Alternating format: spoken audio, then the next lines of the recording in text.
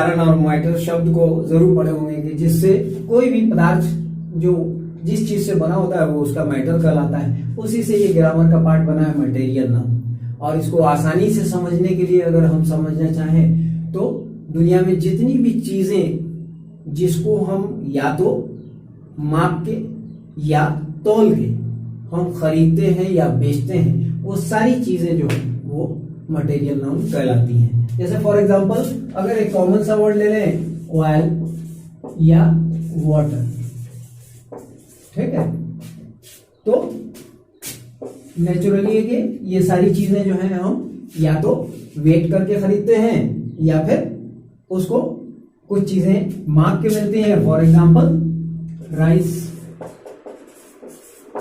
तो ऐसी जितनी भी चीजें इस संसार में हम खरीदते हैं या बेचते हैं, जिसको हम तौल के या माप के खरीदते हैं या बेचते हैं, वो सारी चीजें जो है वो मटेरियल नाउन कहलाती हैं। ठीक है, और मटेरियल नाउन का जो जितने भी वर्ड है वो इसी तरह और भी बहुत वर्ड का इस्तेमाल कर सकते हैं मटेरियल नाउन में। और ये इसका पांचवा और आखिरी फॉर्म जो आता है वो है एब्स्ट्रैक्ट नाउन। एब्स्ट्रैक्ट नाउन जो है वो अंग्रेजी में बोला जाने वाला सबसे ज्यादा इंपॉर्टेंट पार्ट है, इसलिए कि सबसे ज्यादा वर्ड इसी एब्स्ट्रैक्ट नाउन में इस्तेमाल होते हैं। और इससे बहुत सारे अंग्रेजी के वर्ड आपको सीखने को मिलेंगे। आप जैसे जैसे उसकी बहुत सारी टेक्निक है उसको चेंज करने की, वो कुछ एग्जांपल मैं आज आपको बताऊंगा। सबसे पहले हम एब्स्ट्रैक्ट नाउन को जान लें कि एब्स्ट्रैक्ट नाउन कहलाता क्या है। तो एब्स्ट्रैक्ट नाउन जो है वो ऐसे जितनी भी चीजें हैं जिसको हम ना ही देख सकते हैं और ना ही छू सकते हैं, टच कर सकते हैं, केवल उसको हम फील करते हैं, अनुभव करते हैं, वही फीलिंग्स का नाम एब्स्ट्रैक्ट नाउन है। ठीक, यही परिभाषा अगर आप ऐसे ही सोच के याद रखें, देखिए किताब में जो बातें लिखी रहती हैं वो सही हैं, लेकिन उसको इजीली समझने के लिए यही बातें याद रखना चाहिए कि ऐसी चीजें, जैसे फॉर एग्जांपल मैं एक वर्ड लिखूं यहां फ्रेंड, तो इस वर्ड से आप फौरन समझ जाएंगे कि फ्रेंड को तो मैं देख भी सकता हूं और इसे हेलो हाय शेक हैंड भी हो सकता है, टच भी कर सकता हूं। तो मालूम हुआ कि ये वर्ड जो है वो एब्स्ट्रैक्ट नाउन नहीं है, इसीलिए इसको एब्स्ट्रैक्ट नाउन बनाने के लिए इसमें एक वर्ड जोड़ देते हैं फ्रेंडशिप। मतलब क्या हुआ, अब इससे जो वर्ड बन गया वो ये क्या हो गया, फ्रेंड यानी दोस्त, फ्रेंडशिप यानी दोस्ती। मतलब क्या हुआ, ये जो वर्ड अब बना, ये शब्द क्या है जिसको हम टच नहीं कर सकते हैं, ना ही हम देख सकते हैं, बल्कि वो हम अनुभव कर सकते हैं कि हमारी और आपकी दोस्ती कैसी है, कितनी गहरी है। उसी तरह कुछ एग्जांपल और देखें, जैसे फॉर एग्जांपल एक वर्ड है VEAUTY, ब्यूटी, जिसका मतलब होता है सुंदरता। तो सुंदरता कहने के लिए तो नजर आती है, देखते हैं हम, लेकिन एक्चुअली इसके लिए फीलिंग्स ये है, और इसको इस तरह समझ लीजिए कि हंसने के लिए उदाहरण कि सुंदरता कहा जाता है कि आंखों में बसती है, जिसके लिए अंग्रेजी में एक प्रोवर्ब भी है, ब्रैकेट में मैं लिख देता हूं, आप चाहें तो इसको नोट करके भी रख सकते हैं। Beauty lies in your eyes. मतलब क्या हुआ, beauty lies in your eyes का मतलब क्या हुआ कि सुंदरता आपकी आंखों में बसती है। मतलब कोई चीज ऐसी हो सकती है जो आपको सुंदर लग सकती है, दूसरे आदमी को वो सुंदर नहीं लग सकती। मतलब ये निकला कि हर चीज को देखने का हर आदमी का अपना अपना एक तरीका होता है, उसकी अपनी अपनी फीलिंग्स होती है। उसी फीलिंग्स के हिसाब से कोई भी चीज किसी को सुंदर लगती है, किसी को नहीं सुंदर लगती है। इसीलिए कहा जाता है कि ब्यूटी जो है वो हर आदमी के अपने अपने देखने के तरीके हैं, महसूस करने के तरीके हैं। इसलिए ये ब्यूटी शब्द भी उसी एब्स्ट्रैक्ट नाउन के तरीके हैं। इसी तरह इसी एब्स्ट्रैक्ट नाउन में बहुत सारे टेक्निक हैं जो इसी एक वर्ड को, फॉर एग्जांपल एक वर्ड है काइंड, जिसका मतलब होता है दयालु, लेकिन इससे एब्स्ट्रैक्ट नाउन जब बनाएंगे तो इसमें हम NESS जोड़ देते हैं, जिससे ये एब्स्ट्रैक्ट नाउन बन जाता है। यानी काइंड माने दयालु, दयालु आदमी को मैं देख भी सकता हूं और उसको टच भी कर सकता हूं, लेकिन उसके अंदर काइंडनेस जो है, दया की भावना जो उसके अंदर है, वो हम सिर्फ महसूस कर सकते हैं। तो मतलब क्या हुआ, कहीं हम सिर्फ एक वाई ऐड करके एक वर्ड बनाते हैं, कहीं हम शिप वर्ड ऐड करके वर्ड बनाते हैं, कहीं नेस लगा के। तो कहने का मतलब है कि हमारे कि एक ही वर्ड है एब्स्ट्रैक्ट नाउन, लेकिन उसको एब्स्ट्रैक्ट नाउन बनाने के लिए इतने सारे तरीके अलग अलग हैं जिससे वर्ड बनते हैं। यही वजह है कि कल जो बात मैंने कही थी कि अंग्रेजी में वर्ड तो सिर्फ 8 ही हैं, लेकिन इन्हीं सब कारणों से वो वर्ड इतने सारे ज्यादा बढ़ते जाते हैं। इसीलिए हम आपको यहां कुछ उदाहरण जो दिखाए कि कैसे कैसे हम वर्ड को चेंज करके इस्तेमाल करते हैं एब्स्ट्रैक्ट नाउन के तरीके से। कहीं हम शिप लगा के, कहीं नेस लगा के, कहीं सिर्फ एक वाई का ऐड करके। उसी तरह और भी एक वो एग्जांपल्स आप देख सकते हैं। तो कहने का मतलब है कि ये नाउन की कैटेगरी में आज यहां पर ये ओल्ड ग्रामर के हिसाब से ये 5 काइंड्स हुए। अब इसी को मॉडर्न इंग्लिश ग्रामर में, नए इंग्लिश ग्रामर में आप देखते हैं इसके सिर्फ 3 ही काइंड्स हैं। वो एक जो कल मैं बता चुका हूं, एक सबसे पहले प्रॉपर, ठीक है, चलिए इसको मैं स्ट्रेट ही लिख देता हूं, और दूसरा काउंटेबल, और तीसरा अनकाउंटेबल।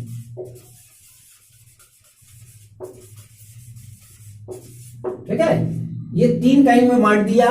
मतलब क्या हुआ, एक प्रॉपर नाउन हो गया, काउंटेबल नाउन में वो नाउन आ गए जिसको हम, काउंटेबल का मतलब क्या होता है, गिनना, जिसको हम गिन सकते हैं। मतलब कुछ ऐसे नाउन हैं जिसको हम गिन सकते हैं, यानी इसके पहले जो कॉलेक्टिव नाउन और कॉमन नाउन, यानी इसमें ये कॉलेक्टिव नाउन और कॉमन नाउन, ये 2 नाउन ऐसे हैं जिसको हम गिन सकते हैं, इसलिए ये काउंटेबल नाउन में आ गया। और एब्स्ट्रैक्ट नाउन जो यहां है, और मटेरियल नाउन,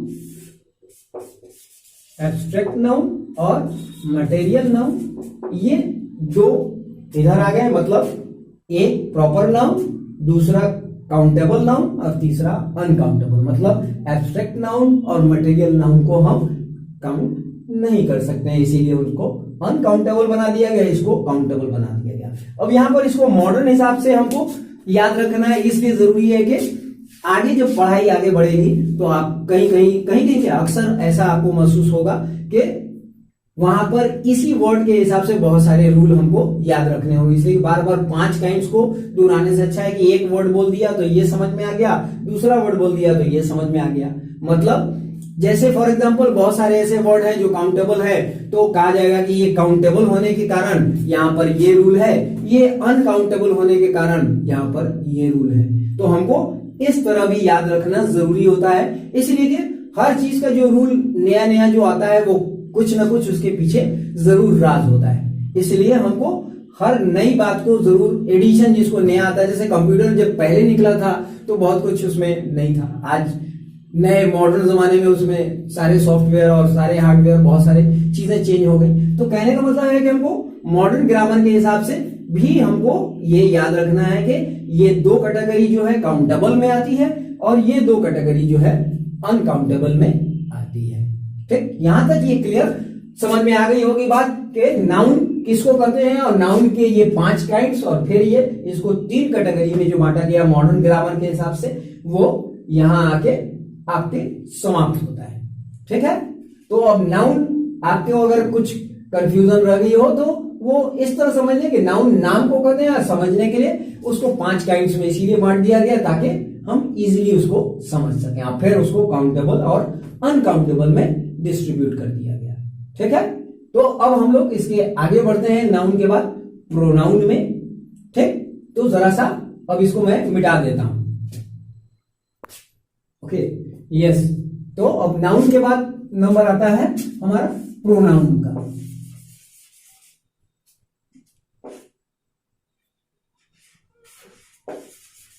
प्रोनाउन का, ठीक है, तो प्रोनाउन नाउन का ही एक पार्ट है, इसलिए कि हम जब नाम न लेके कभी कभी हम वह, तुम, वे लोग, हम लोग, ये इस तरह की जो वर्ड बोलते हैं, ये सारे वर्ड्स जो हैं वो प्रोनाउन कहलाते हैं। तो आपने देखा होगा कि हमने फॉर एग्जांपल आई, वी, तो आई का प्लूरल वी होता है, ठीक है। यू का प्लूरल यू ही होता है, और ही, शी और इट, इसका प्लूरल जो होता है वो दे होता है, ठीक। ये तीन का प्लूरल दे।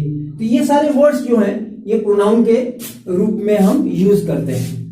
तो प्रोनाउन इसको हम इस तरह से इसलिए लिखा है कि ताकि हम इसको कुछ और भी डिफाइन कर सके। सबसे पहले हमको ये समझ लेने का प्रोनाउन कहते हैं इसको, तो आपने पढ़ा ही होगा कि नाम के बदले में जो वर्ड, तो ये सब नाम के बदले में यूज किए जाने वाले वर्ड्स हैं, ठीक। मैं अपना नाम न लिख के आई और उसको प्लूरल में जब लिखते हैं तो वी, हम लोग, तो ये सारे वर्ड जो है प्रोनाउन है, ठीक। प्रोनाउन के भी आप किताब में देखेंगे कि बहुत करीब करीब 7-8 काइंड्स हैं। तो 8 काइंड्स में अभी हम लोगों को नहीं जानने का है, हमको ये जानना है कि इसमें कुछ खास प्रोनाउन जो है वो क्या है, उसको हमको आज समझ लेने का है, वो जरूरी है। फिर काइंड्स की तरफ हम लोग आएंगे बाद में। पहले हमको ये समझ लेने का है कि जैसे एक खास इसका प्रोनाउन का इस्तेमाल सबसे ज्यादा जो होता है वो है डिमॉन्स्ट्रेटिव प्रोनाउन। डिमॉन्स्ट्रेटिव प्रोनाउन का मतलब क्या होता है? डिमॉन्स्ट्रेट करना, चिन्हित करने वाला, बताने वाला। इसमें 4 वर्ड है, सिंगुलर और प्लूरल मिला के। दिस, जिसका प्लूरल फॉर्म हो जाता है दीज, और दैट, जिसका प्लूरल फॉर्म हो जाता है दूज।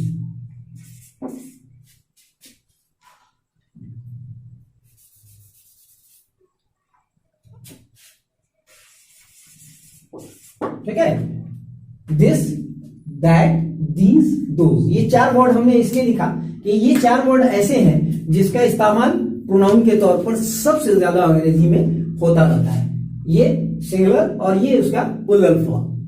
दिस और दैट में फर्क इतना ही है, इसको हमको याद रखने का है कि जब कोई भी चीज हमारे आसपास होती है तो उसको हम डिनोट करने के लिए, डिमॉन्स्ट्रेट करने के लिए, बताने के लिए, चिन्हित करने के लिए हम दिस वर्ड का इस्तेमाल करते हैं। फॉर एग्जाम्पल, ये व्हाइट बोर्ड है तो मैं क्या कहूंगा? This is a white board, this is a chair, ठीक है। तो कोई चीज हमारे आसपास जो होती है उसको हम दिस से डिनोट करते हैं, और वही चीज जब हमसे थोड़ी दूर हो जाती है तो उसको हम दैट से डिनोट करते हैं, दैट से डिमॉन्स्ट्रेट करते हैं, चिन्हित करते, बताते हैं। कौन लड़का? That boy. कौन लड़की?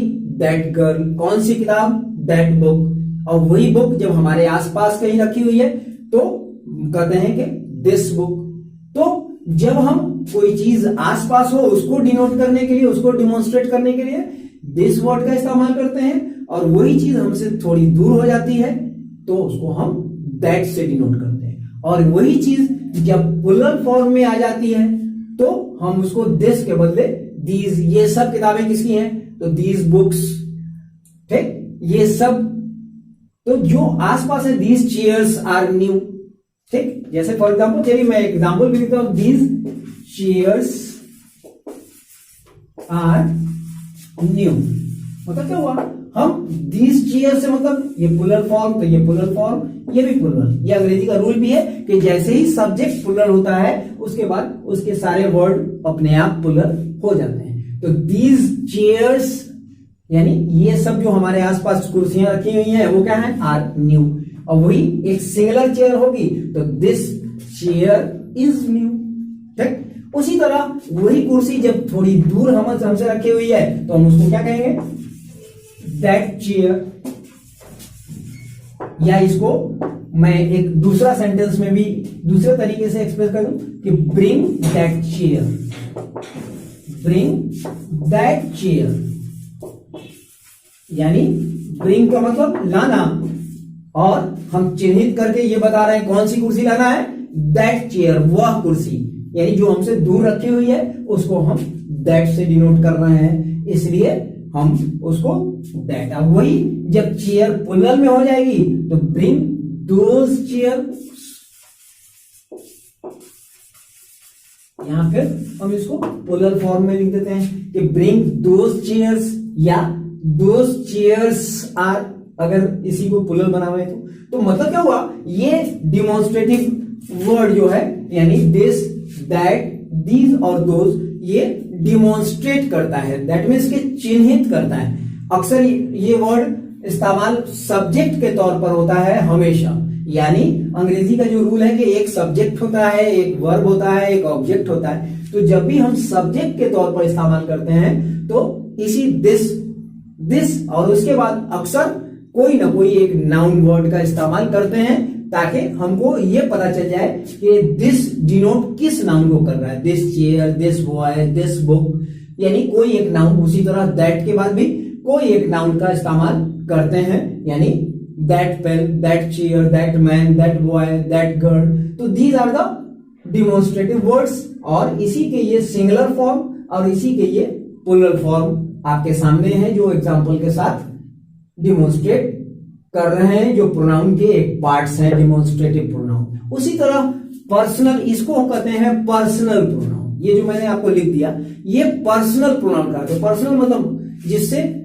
पर्सन के से डिनोट करता है कि ये पर्सन को बताता है। आई मतलब कोई पर्सन अपने आप को बता रहा है, हम लोग कहने वाला जो है वो पार्टिकुलर पर्सन जो है, दो आदमी एक से ज्यादा प्लूरल फॉर्म में तो हम लोग कौन और तुम। तो ये सब जो पर्सनल प्रोनाउन में इस्तेमाल होते हैं इसी को कहते हैं पर्सनल प्रोनाउन। इट का इस्तेमाल जो होता है वो हमेशा या तो नॉन लिविंग निर्जीव चीज के लिए या छोटी चीजों के लिए इट का इस्तेमाल होता है। It is a pen, it is, तो इट का इस्तेमाल निर्जीव चीज और छोटी चीजों के लिए किया जाता है। और बाकी प्रोनाउन जो है आपके सामने है।